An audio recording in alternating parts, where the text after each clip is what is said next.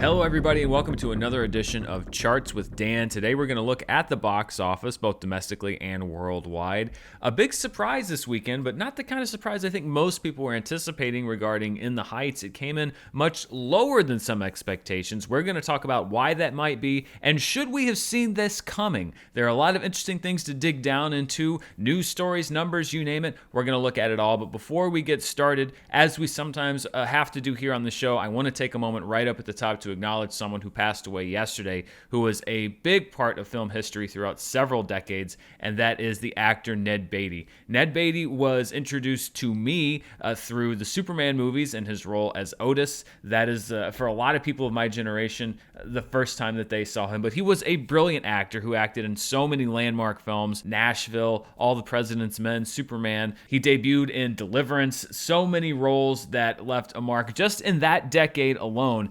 In particular, his speech in the movie Network, which is one of my all-time favorite movies, is a brilliantly written piece of cinema, but also a brilliantly performed piece, and I think one of the most prophetic pieces of art made in the 1970s or any other decade for that matter. The world is a business, Mr. Beale.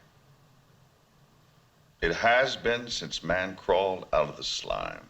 Ned Beatty would continue to work in the decades to come. He was the voice of Lotso Huggenbear in Toy Story 3. That's where he was introduced to a whole new generation of young kids. He was also on the television show Homicide: Life on the Street, which was a landmark series, a predecessor to The Wire. You name it, across decades, across genres, Ned Beatty was in just about everything you could be in. Always a welcome face to see in a movie, and he will leave behind a legacy that will not fade soon.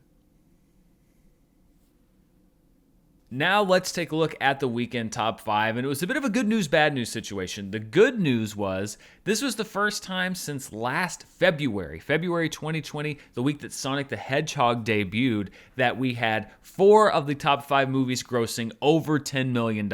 So it's a small step, but it is a step forward, little baby steps back toward normal. However, really none of the movies, especially In the Heights, were where a lot of people thought they would be or hoped they would be. And it was a bit of a shocker, actually. In the Heights did not come in first place this weekend. In the Heights is at number 2 at $11.5 million, underperforming even the more conservative estimates about its performance. We're going to break that down in just a moment. The Conjuring: The Devil Made Me Do It dropped to 3rd place in its second week. This is actually a flip-flop, and it's one of the reasons that I like to wait for the final numbers. In the estimated numbers that came out yesterday, The Conjuring: The Devil Made Me Do It was in 4th place, and Peter Rabbit 2: The Runaway was in 3rd place. But because they were so close, when the final numbers came in, because you don't get the final numbers on Sunday, the final numbers are reported on Monday, The Conjuring: The Devil Made Me Do It actually did come in 3rd. Peter Rabbit 2: The Runaway opens in 4th place after a very long trip to theaters. It had opened in many European countries and other countries around the world before it hit theaters here. It was supposed to come out over a year ago, one of the first movies pushed.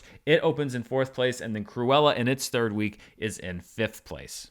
Now let's look at a new chart, which is the international chart. This is something I did toward the end of the Charting with Dan era when I was over on Fandom. This is basically the top 5 outside, excluding the domestic box office. So this is the top 5 around the world outside of North America, and it's somewhat similar. At number 1 internationally is The Conjuring: The Devil Made Me Do It with $23.4 million.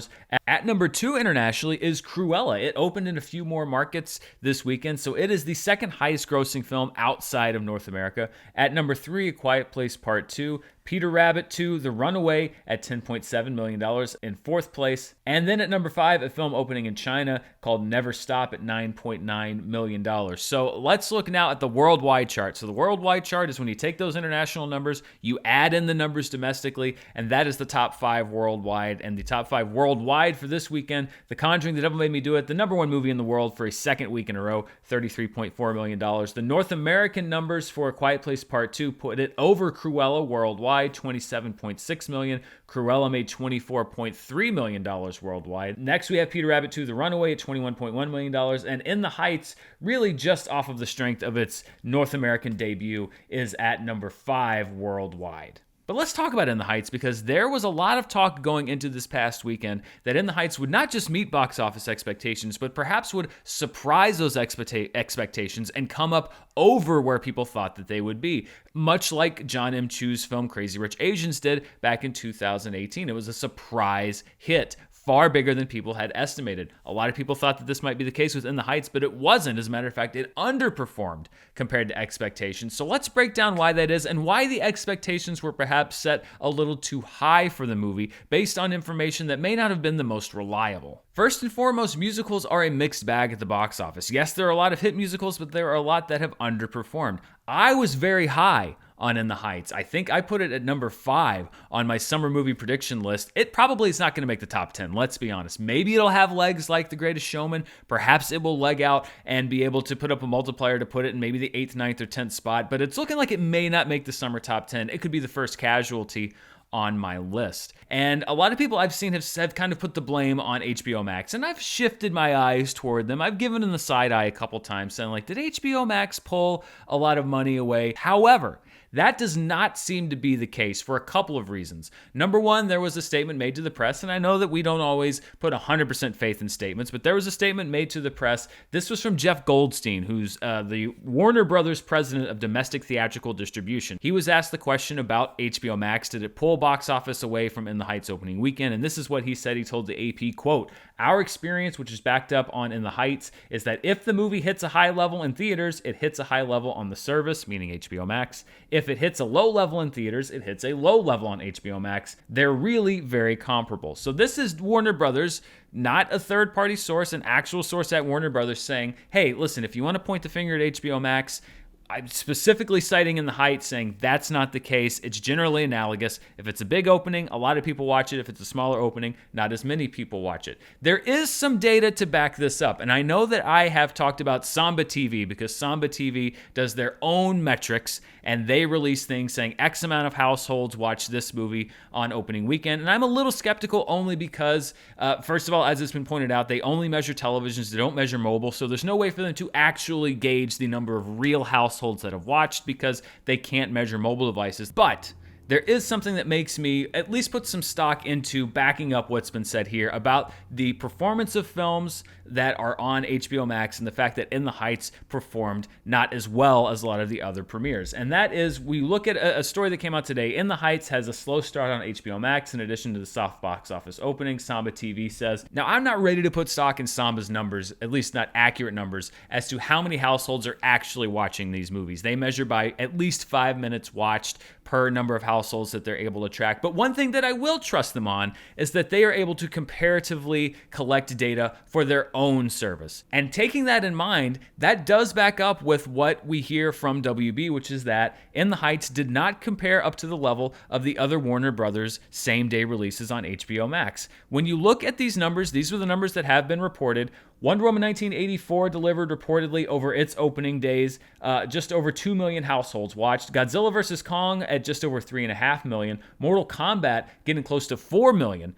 Conjuring 3 last weekend over 1.5 million. But according to the numbers reported by Samba, In the Heights only reached about 700,000 households. Now, I'm not saying that this is the actual number of households that watched In the Heights, but I am saying that this data, just because you're comparing it to other data that's being pulled by Samba TV, does back up what WB is saying, which is that there was no outsized viewing number at home. You can't look at the number that In the Heights pulled at the box office this weekend and say, well, that's HBO Max's fault because a lot of people watched it at home. Actually, it looks like, much like the theater opening, a comparatively low number of people also watched In the Heights, which means that audience interest, at least in its opening weekend, was not what a lot of people thought that it was. Certainly not what I thought that it would be. And it turns out that In the Heights may have just been a much tougher sell than a lot of people, especially in the media, gave it credit for. One thing that I think contributed to the expectations was the way that the movie was being covered up to its opening, and a lot of stories saying like people are really excited about this movie. There was one story that I kept seeing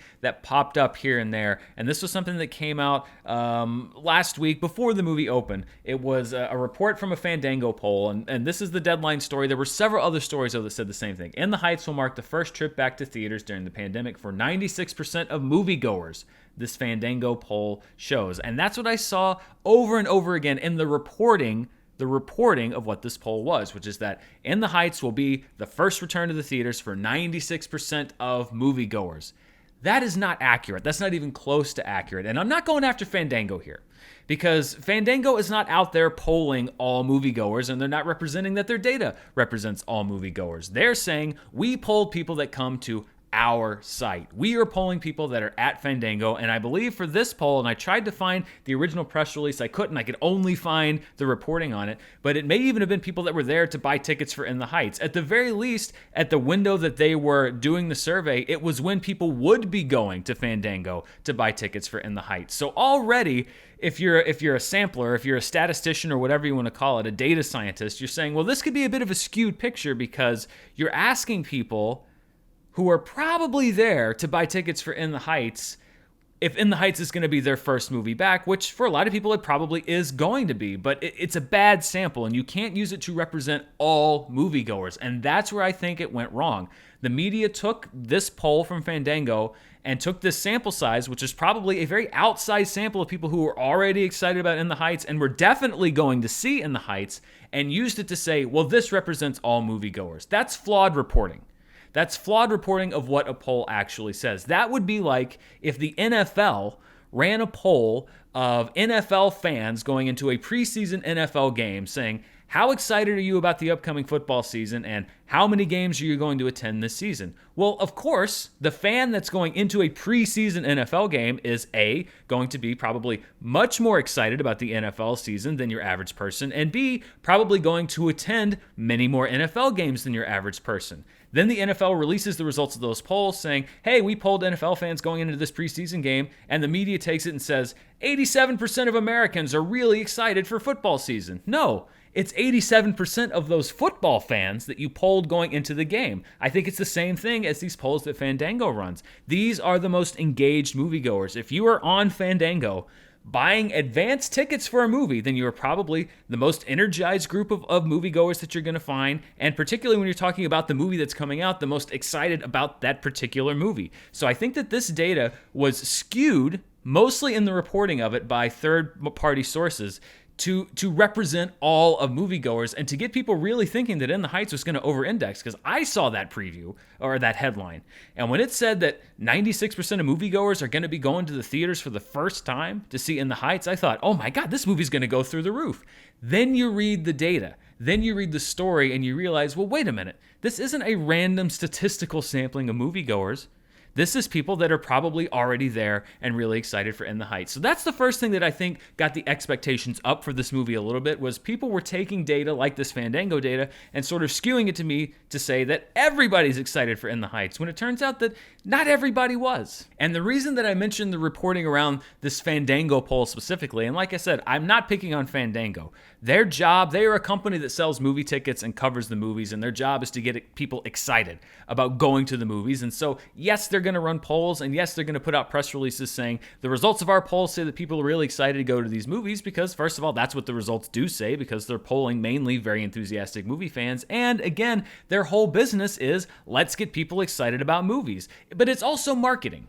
And there's nothing wrong with that, but it is marketing. And yet it's being taken and spun as, well, this is news. It's not news. It's marketing. And I mentioned the poll because it's already happening. I've seen these other polls. There was another poll that came out that I saw. It was a story, I think, that came out previously to In the Heights coming out. It says, more than half of all U.S. moviegoers are going to see 5 or more films this summer, the Fandango poll finds. And this was another poll that was on Fandango. They polled 4,000 plus people that were buying tickets, and it said 64% of them were going to watch 5 or more movies this summer. Well, yeah, if you're polling people who are already buying movie tickets, probably advanced movie tickets, you are going to statistically get a much higher number of people that are going to go to 5 or more movies this summer. And if you want to say that 64% of Fandango users will see 5 movies or more this summer, then that's great. That's great accurate reporting. That's great news for Fandango. That's more business for them. However, you can't take Fandango polls of Fandango users and say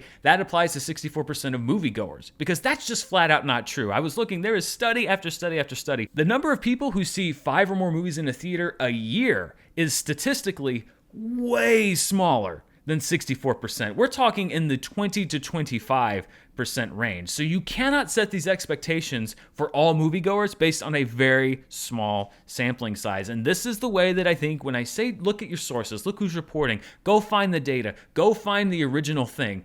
This is what I mean, because a lot of times you can take a number, you can take a statistic, and you can kind of spin it any way that you want. And I don't think it's done maliciously. I just think that we are in a news culture, and it's all about what's today's headline, what's today's thing, what's going to get people to click. And sometimes what people get to click doesn't necessarily represent what the truth of the situation is. So when you see these polls, especially polls coming from Fandango, don't go after Fandango. They're doing their job. They're marketing their service. But look at how they're being reported and try to put it into context, because I think one of the pitfalls is that you set outsized expectations, both for movies and the movie-going experience altogether. And when you set outsized expectations, then the disappointment is that much greater when you don't meet those expectations. I'm not saying that In the Heights should be viewed as having performed up to expectations. It did not, for any number of reasons. And there are a lot of people that are doing postmortems right now and trying to figure out who and what and why. But I think honestly part of it may have been is that it had a bit of a limited reach and a bit of a limited appeal. It was not a well-known musical. There were not a lot of overly familiar faces. You have Lin-Manuel Miranda attached as a name. He wasn't in the movie that much. It was a musical. That's a tougher genre for you to sell off into an audience. It was a long musical. We're coming out of a pandemic, especially in the large cities where you would think that there would be a huge base for this. New York was apparently the number one domestic market for this movie. San Francisco was another one. You still have capacity limits and capacity restrictions on who can go into theaters and how many people can go into theaters. We're still coming out of a pandemic. And I think that as movies like A Quiet Place Part 2 and Godzilla vs. Kong have done well, we lose sight of that a little bit, but we're still not at 100% capacity here. So I think that it is a combination of people perhaps expecting us to run before we could walk with the box office here, and a genuine overestimation of what In the Heights was going to do. It may just be that it didn't strike a chord with that many people. Or it may just be that it's going to take a while for people to find it. By the way, I don't think this affects the quality of the movie in any way. It's just as great a movie, and I said it on this channel. It was my favorite movie of the year so far. It's still my favorite movie of the year so far if it had made $70 million or $7 million this weekend. This doesn't affect the quality of it or what it means to people that did see it and loved it. What I think it does affect is how we're looking at these movies, and perhaps it should be how we look at the box office in general this summer. How do we adjust our expectations to different things? What is the meaning of a hit versus the meaning of a flop? We're still adjusting to everything that happened last year, and I know the temptation is there to kind of put it all in the rearview mirror and say, oh, we're back to normal. We're not back to normal. We're getting there, but we're not there quite yet. And I think when you look at In the Heights, it is a combination of different things, of not being back to normal, of maybe overestimating the appeal of this movie, and of misinterpreting a lot of these signs that people are ready to go back to the movies. They are, but that doesn't mean that every big movie is going to be a hit. Let's look at some of our other charts, starting with the top per theater chart. And A Quiet Place Part 2, according to my data, and sometimes there's a smaller movie that'll sneak in there. If there is, I'll correct it next week. But right now, A Quiet Place Part 2 recaptured the top per theater average at $3,400 per theater at over 3,500 theaters. So not a spectacular number, but impressive to see A Quiet Place Part 2. This is a movie that is really sticking with people. I also want to mention that it is a movie that is only available in theaters. I know that I just talked about the fact that you can't blame HBO Max for In the Heights' performance, but that doesn't mean it's not taking money out of the theatrical window. As a matter of fact, I think it is definitely doing that for every Warner Brothers movie. They're all making a little bit or a lot less money, and we'll never know what the math is on that because they're also available on HBO Max. I think A Quiet Place Part 2, one of the reasons why it's sticking around like it is, may be because you can only see it in theaters for right now. It's got a 45-day theatrical window, so it's got some time left for people to go see it in theaters. Maybe this is the movie that people are choosing to go to see in the theater, and maybe they're watching the rest at home. We'll never really know that. Let's look at the 2021 domestic chart. A Quiet Place Part 2. We talked about this last week. What would be the first movie to capture $100 million since the pandemic broke out last year? It is A Quiet Place Part 2. Godzilla vs. Kong, according to Warner Brothers numbers, still has not cracked that $100 million mark. So the daily numbers, which it turns out Warner Brothers doesn't really report anyway, at least not in a timely manner anymore, didn't really matter. A Quiet Place Part 2 becomes the first film to break the $100 million mark since last winter. And I guess it's kind of fitting because A Quiet Place Part 2 was one of the first movies to be affected. It is the first $100 million grosser domestically. So congratulations. It's got that little footnote in history, Godzilla vs. Kong, still the second place movie for 2021. Cruella moves up 3 spots, $55 million.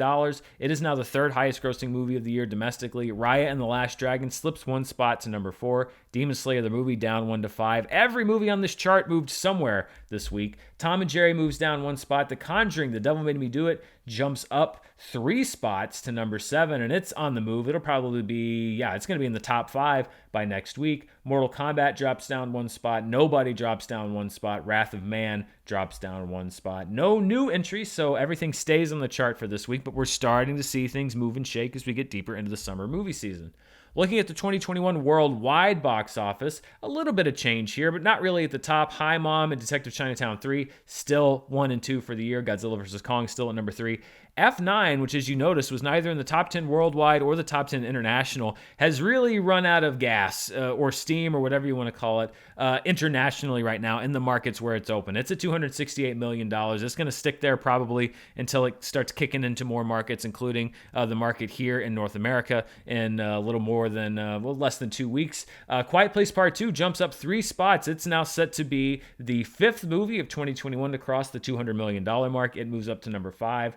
Cliffwalkers drops down 1 to number 6. A Writer's Odyssey down to number 7. Raya and the Last Dragon moves up 1. Cruella enters the chart at number 9 with $129 million. Sister moves down 1 spot, and Tom and Jerry drops out. There was a time that Tom and Jerry had an easy lead over Raya and the Last Dragon for this top 10, but Raya and the Last Dragon has had some real staying power. It's stuck around. It's closed the gap. It's now there at number 8. Tom and Jerry is off the list.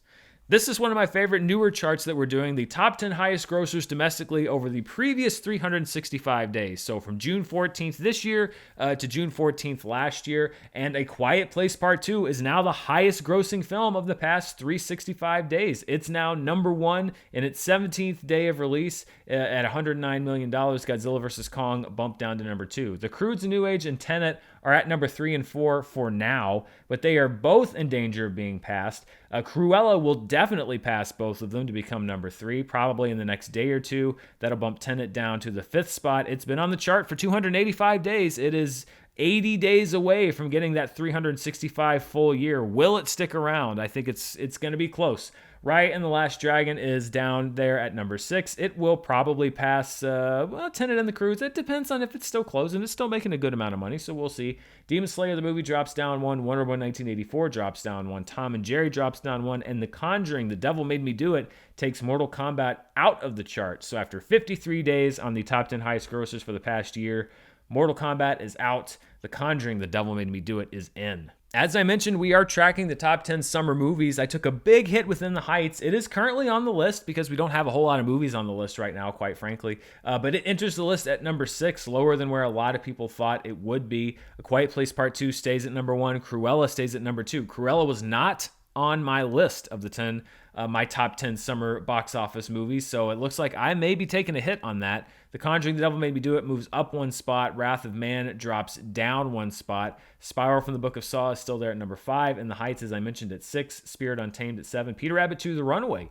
enters the chart at number 8. Those Who Wish Me Dead is at number 9, and Here Today is at number 10. Finding You and Dream Horse both knocked out of the top 10 by the new entries this week in The Heights and Peter Rabbit 2, The Runaway. Let's take a moment from looking forward to looking back now. This is something that I didn't do last week, and a lot of people missed it. I honestly just I sat down to do the show last week and forgot that I had not done the box office flashback. So it's back this week. Let's look at the box office flashback. And this is great. This is weird. This is how time works. Because a lot of times we'll do these, and I'll look at, summer of 2001, or, when Twister or Mission Impossible or a movie like that came out, and say like, well, that feels like yesterday. This is 10 years ago. I would have sworn it was at least 15.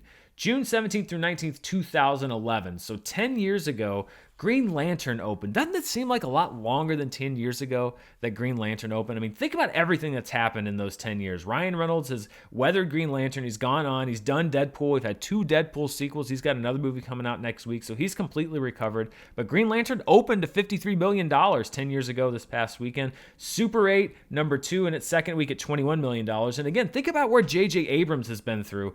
Disney has acquired Star Wars in the 10 years since. The Force Awakens and Last Jedi have been made. JJ's done all of that stuff. Mr. Popper's Penguins at number 3, $18.4 million. Just one of the most forgettable, Jim. That movie opened to $18.4 million. X-Men First Class in its third week at $11.9 million. Again, think of how much has happened to the X-Men franchise in just 10 years. And then The Hangover Part 2 in its fourth week at $10 million. So again, it's just so strange how certain movies seem stuck in time and unstuck in time, because there's movies that came out 20 years ago that it feels like came out 10, and there's movies like Green Lantern that came out 10 years ago. It feels like it was 15 years ago. It's crazy how time works.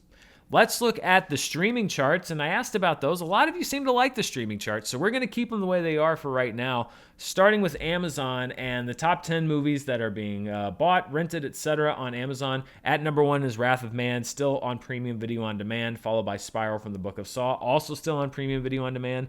People still loving A Quiet Place. The 4K rental is there at number 3. Mortal Kombat, the purchase window, has opened for Mortal Kombat, so you can now buy only, no rent, but you can buy Mortal Kombat. It's there at number 4. Nobody, the purchase window, is also open for that. It's there at number 5. Godzilla vs. Kong, the purchase window, open at number 6. A Quiet Place, the HD rental, is at number 7. A movie called Believe Me, the abduction of Lisa McVeigh, which is a 2018 Lifetime film, is there at number 8. And it appears, from what I've been seeing, that it was released on Netflix in the UK this past weekend and got a lot of social media buzz, etc. Really revived talk about this movie. It seems to have translated across the pond, or perhaps it's folks in the UK that are buying stuff through Amazon. I don't know. But this Lifetime movie from 2018 is now at number 8 on the Amazon chart. The Hitman's Bodyguard at number 9. I guess people are getting ready for The Hitman's Bodyguard's Wife, which is opening this week, so they want to revisit the first film. And then at number 10, The Courier. Looking at what people are getting through Apple and iTunes, The Courier is at number 1, The Purchase of Nobody at number 2, Wrath of Man at 3, The Hitman's Bodyguard, people also catching up with it on Apple, that's there at number 4, Mortal Kombat purchasing at number 5, Rogue Hostage, which is a new movie. It is a John Malkovich, Tyrese Gibson film.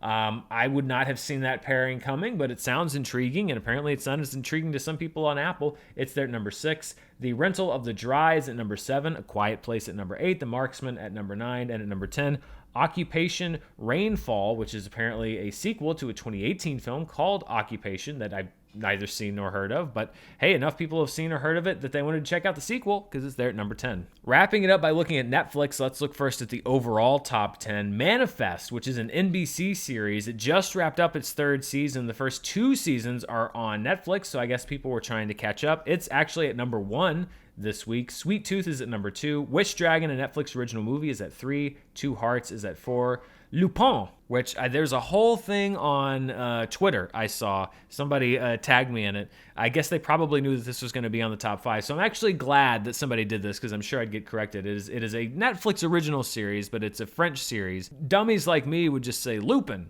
because, you know, I love Harry Potter and it just looks like Lupin to me. But apparently the whole thing, this Netflix put out this thing is about how to pronounce it, and it is Lupin. So Lupin is at number 5.